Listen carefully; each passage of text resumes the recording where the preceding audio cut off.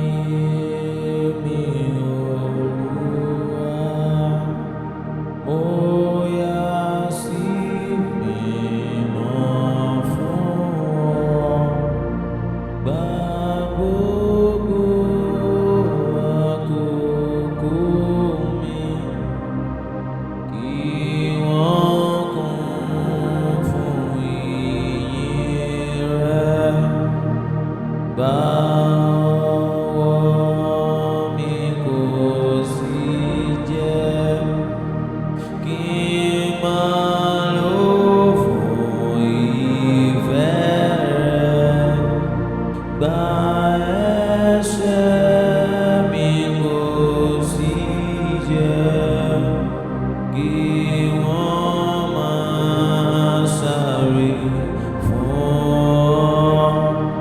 Gba ohùn mi jẹ́ kí n máa kọrin fọ́ba mi títí. Gba ètè mi jẹ́ kí wọ́n máa jíṣẹ́ fún ọ títí. Gba wúrà fàdákà mi, ọkàn kì yóò dá dúró. Gba ọkàn mi kó sì lò gẹ́gẹ́ bí o bá ti fẹ́.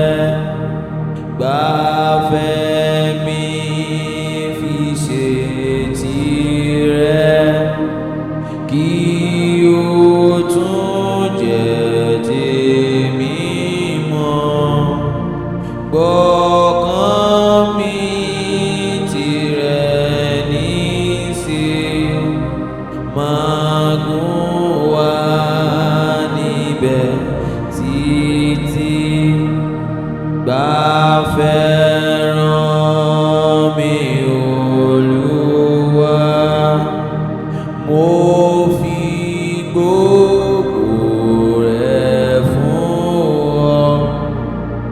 Gbé mi pàápàá lónìí, kí n jẹ́ tìrẹ títí láé.